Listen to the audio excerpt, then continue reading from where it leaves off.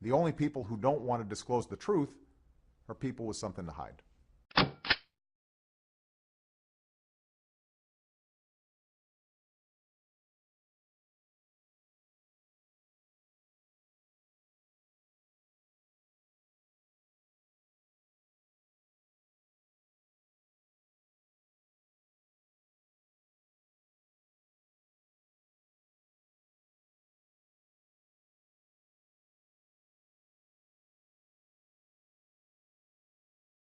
People is, we like a good fight.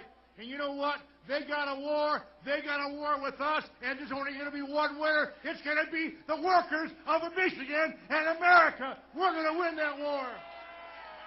All the way.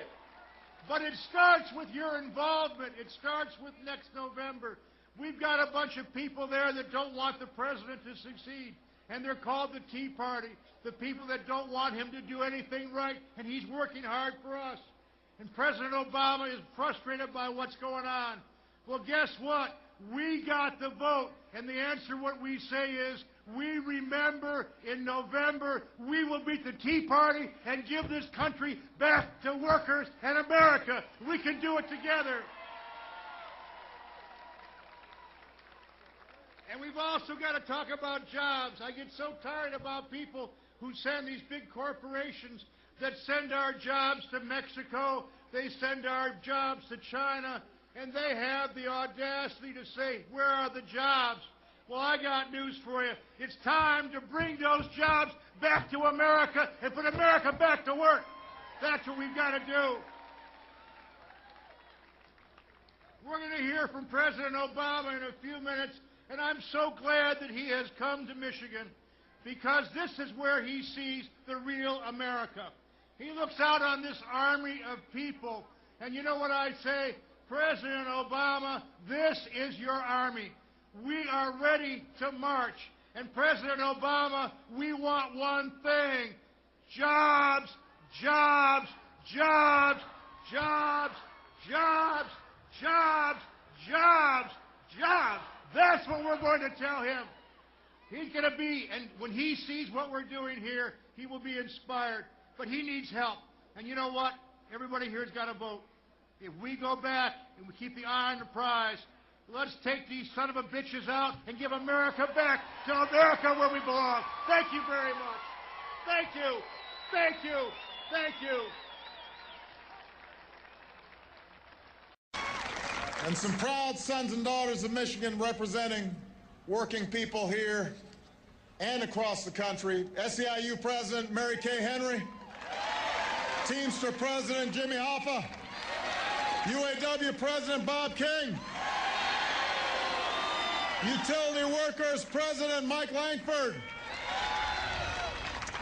We are proud of them, and we're proud of your congressional delegation who are working every single day with your state and local elected officials to create jobs and economic growth and prosperity here in Michigan and all across the country. But folks, we've been through a lot of fights, but this is a different kind of fight. This is a different kind of fight. I know some of you heard me speak before, are tired of hearing me say it. And some folks didn't believe me when I said this 8 years ago, and 6 years ago, and 4 years ago, and last year, and 2008, before that in your state. This is a fight for the heart and soul of the labor movement. It's a fight literally for our right to exist. Don't misunderstand what this is. Don't misunderstand. Not a joke. Not a joke. Not an applause line. You are the only folks keeping the barbarians from the gates. You are the only non-governmental power. The only non-governmental power. The only one that has the power and the capacity to stop this onslaught. Ladies and gentlemen, that's why they want you so badly. The middle class is under attack because labor is under the most direct assault in generations. You know, to state it simply what I stated 2 years ago at some of your national conventions, the other side has declared war on labor's house, and it's about time we stand up.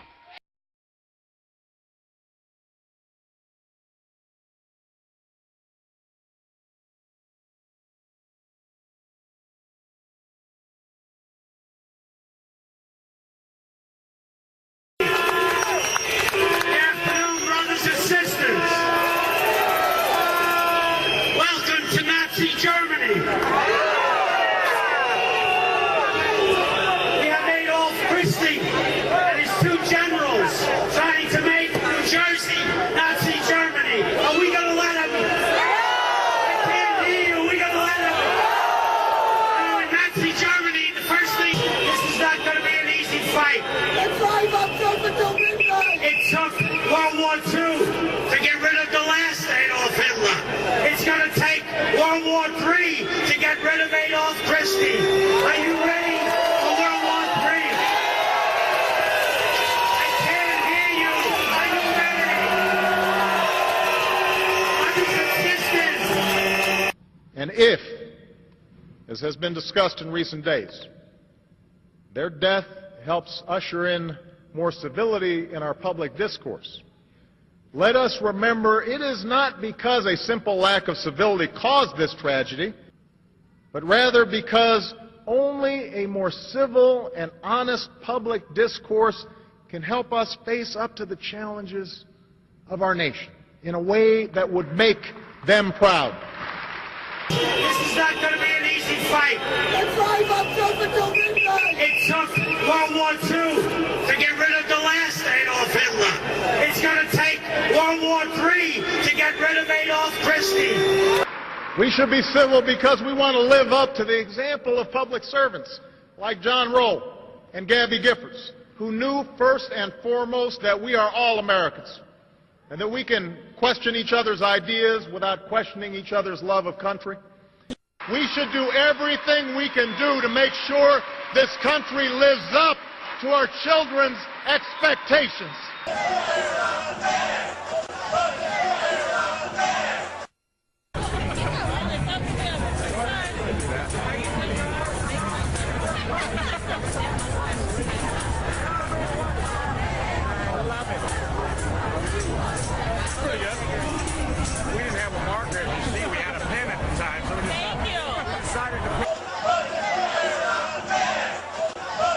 But I know that how we treat one another, that's entirely up to us.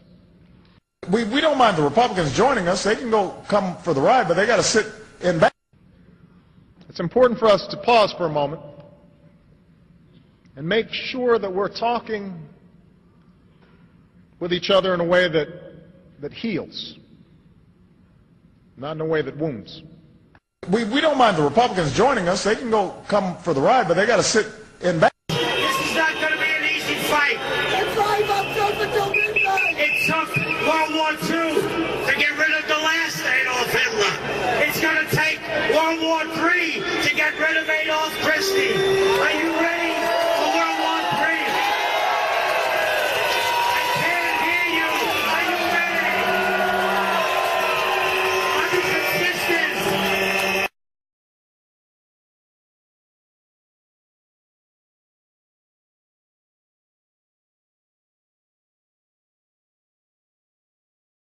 I've been asked why we've decided to send buses from New York and New Jersey into Pennsylvania, and it's a very simple answer. New York and New Jersey are solidly behind Barack Obama. Pennsylvania is a swing state. I have people working not only in Pennsylvania but in New Hampshire and even in Ohio. We realize that the way to convince union members that they should do the right thing and vote for Barack Obama is by having other union members talk to them, and union members can convince other union members that they should do the right thing in this election for their own survival. So that's why we've decided that we should be in Pennsylvania and every other swing state that we can possibly be in to make sure that our brothers and sisters from not only our union but every union that there is understand that there's only one candidate they can vote for, Barack Obama. It took World War II to get rid of the last Adolf Hitler. It's going to take World War III to get rid of Adolf Christie. Are you ready for World War III? I can't hear you. Are you ready? Are you consistent?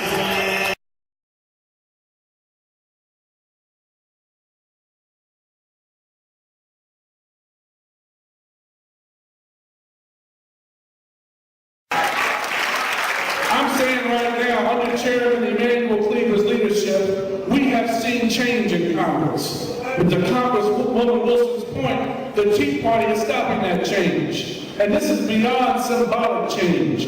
This is the effort that we're seeing of Jim Crow. Some of these folks in Congress right now would love to see us as second-class citizens. Some of them in Congress right now under this Tea Party movement would love to see you and me, I'm sorry, Cameron, hanging on a tree.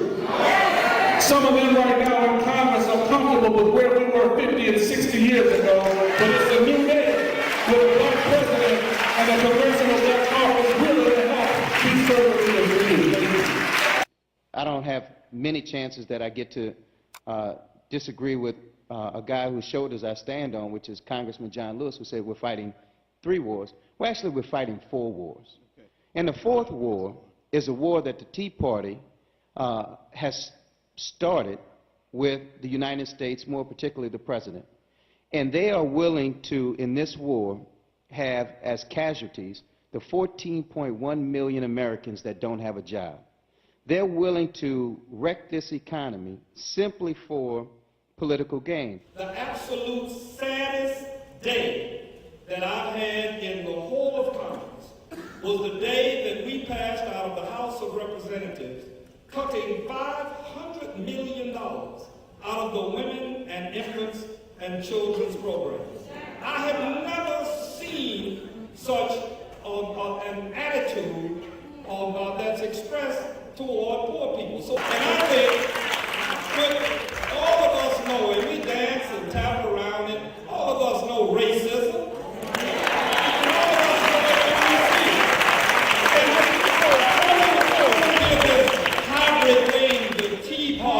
All of this credit. That's a handful of people. But the whole Republican Party has been captivated by that notion.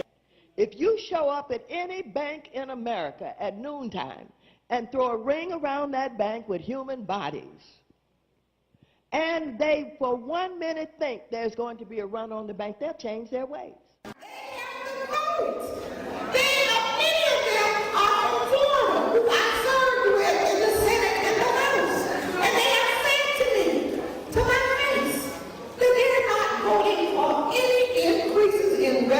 If they have to die on the floor, they're not going to do it. So we're going to have to fight hard.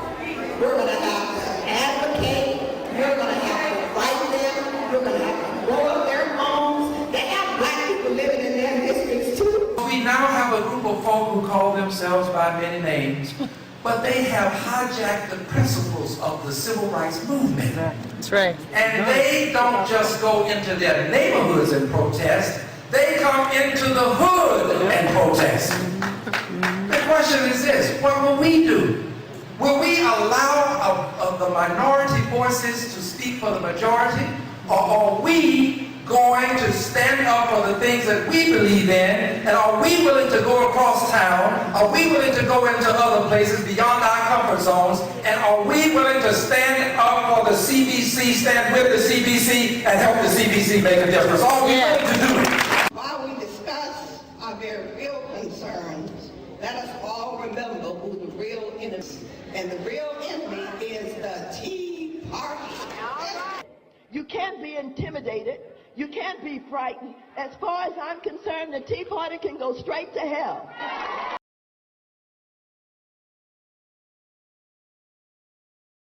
After what I'm sure was a long night for a lot of you, and needless to say, it was for me, I can tell you that, some election nights are more fun than others. Some are exhilarating, some are humbling.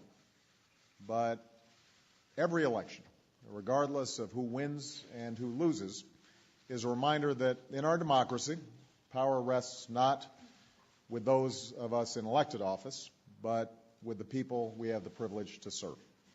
People are frustrated. They're deeply frustrated with the pace of our economic recovery and the opportunities that they hope for their children and their grandchildren. They want jobs to come back faster. They want paychecks to go further, and they want the ability to give their children the same chances and opportunities as they've had in life. Over the last 2 years, we've made progress, but clearly too many Americans haven't felt that progress yet, and they told us that yesterday. And as president, I take responsibility for that. What yesterday also told us is that no one party will be able to dictate where we go from here, that we must find common ground in order to set in order to make progress on some uncommonly difficult challenges. I'm not suggesting this will be easy. I won't pretend that we will be able to bridge every difference or solve every disagreement. I do believe there is hope for civility. I do believe there's hope for progress. And that's because I believe in the resiliency of a nation that's bounced back from much worse than what we're going through right now. Because while we may be proud Democrats or proud Republicans, we are prouder to be Americans. And that's something that we all need to remember right now and in the coming months.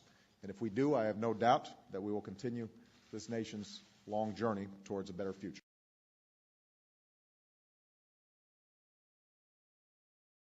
I can tell you that if it was me, I would resign.